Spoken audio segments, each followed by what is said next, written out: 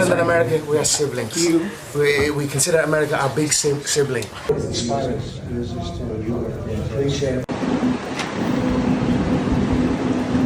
Happy Paddy's Day, America! The Irish government operates with zero action and zero accountability. Those weren't the words of some fringe political commentator. They came straight from UFC superstar Conor McGregor. Nice clean stripe suit, it's one of my own. I guess you want to do one. Congratulations. I tell you what, your work ethic is inspiring. Your work rate is inspiring. And we wish to be taken care of by the big bro. You know, the United States should look after its little bro. Prosperous country for the 40 million Irish Americans to have a place to visit, to come back to their home. So, be a peaceful, happy, prosperous country for the 40 million Irish Americans to have a place to visit, to come back to their home.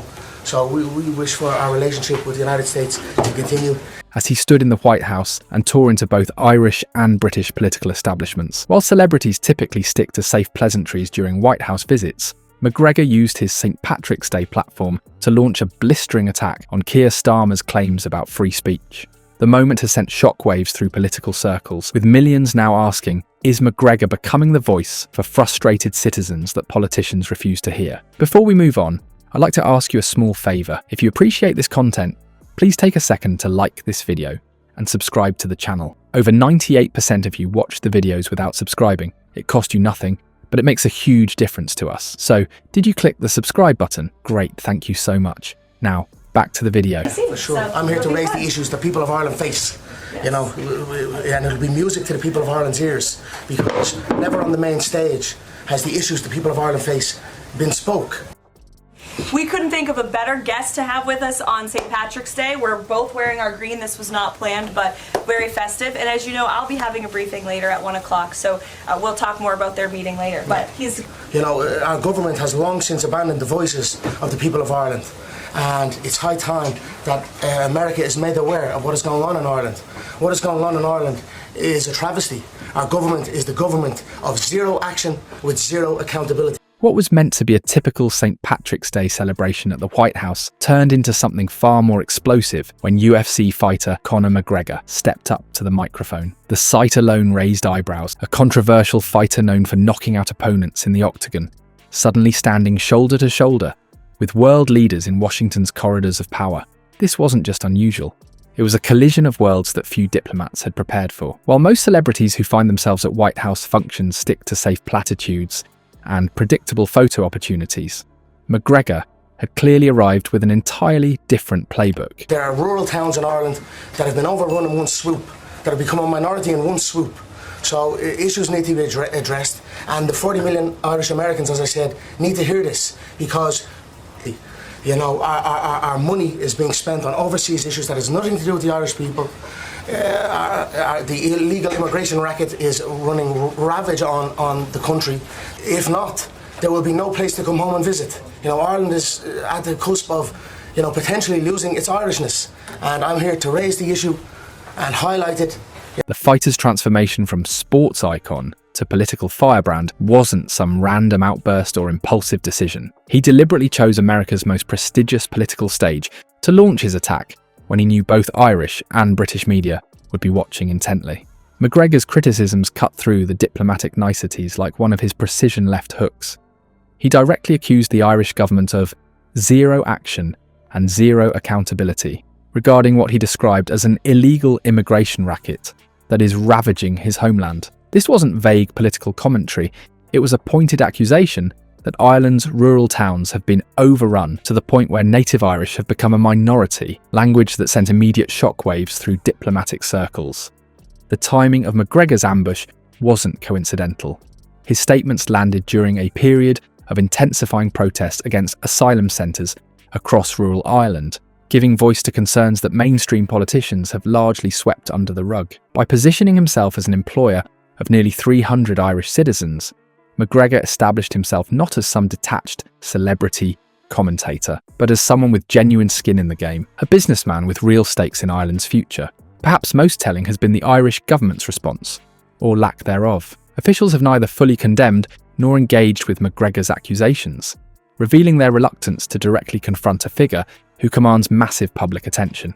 This calculated silence has created a vacuum where McGregor's unfiltered criticisms continue to reverberate through social media without any official counter-arguments. The Irish government's strategic silence paled in comparison to what happened next, when British Labour leader Keir Starmer confidently declared that free speech is alive and well in the United Kingdom and would last for a very, very long time. He couldn't have anticipated the immediate challenge his polished political rhetoric would face. McGregor, visibly agitated by what he perceived as a disconnection from reality, wasn't about to let such claims go unchallenged in the diplomatic setting of the White House. Unlike most celebrities who might smile politely through political platitudes, McGregor's combative instincts kicked in. The man accustomed to confronting opponents in the octagon turned that same unflinching directness toward the British politician. "I want to talk to you about your home countries right now," McGregor interjected, his Irish accent cutting through the diplomatic atmosphere. One of the leading voices in the UK, a guy named Tommy Robinson, who also happens to be part Irish, is locked up right now. This reference to Robinson, a controversial figure currently imprisoned, wasn't simply an off-the-cuff remark.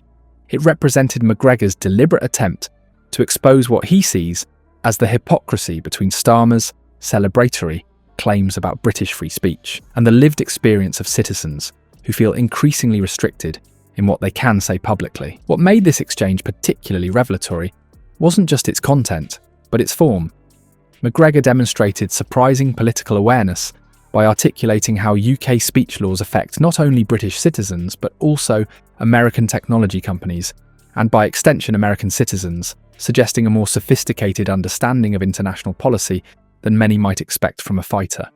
The visual contrast couldn't have been more striking. Starmer in his tailored suit delivering carefully crafted diplomatic lines versus McGregor's unfiltered, emotionally charged challenge. This wasn't merely a disagreement over policy, it was a collision of worldviews about what free expression actually means in practice. While Starmer spoke of abstract principles and traditions, McGregor pointed to concrete cases of people facing legal consequences for their speech. Light is the best disinfectant, and light is needed, McGregor insisted, his words resonating with viewers who feel that uncomfortable truths about immigration and social issues are being suppressed by both government policy and media self-censorship. His argument essentially challenged the very foundation of what Starmer was claiming. Can free speech truly be alive and well if certain perspectives, however controversial, face legal repercussions? What we're witnessing with McGregor's political interventions goes far beyond a mere celebrity making headlines. Political analysts have noted that his confrontational approach has carved out a new pathway for public figures in political discourse. By articulating frustrations that many ordinary citizens feel, but rarely see expressed in mainstream politics, McGregor has positioned himself as something of a populist megaphone. The significance of his criticism of Starmer's free speech claims shouldn't be underestimated. It represents a growing phenomenon where celebrities are no longer content to simply endorse politicians, but are actively challenging their narratives. This direct confrontation between establishment figures and outspoken celebrities reflects the widening gulf between political rhetoric and public sentiment. As both Irish and British political establishments contemplate their response to McGregor's very public challenge, they face a difficult choice: engage substantively with the underlying concerns or dismiss them and risk further alienating voters who feel McGregor speaks for them. Either way, this confrontation has exposed the fragility of political messaging when faced with unfiltered criticism on a global stage.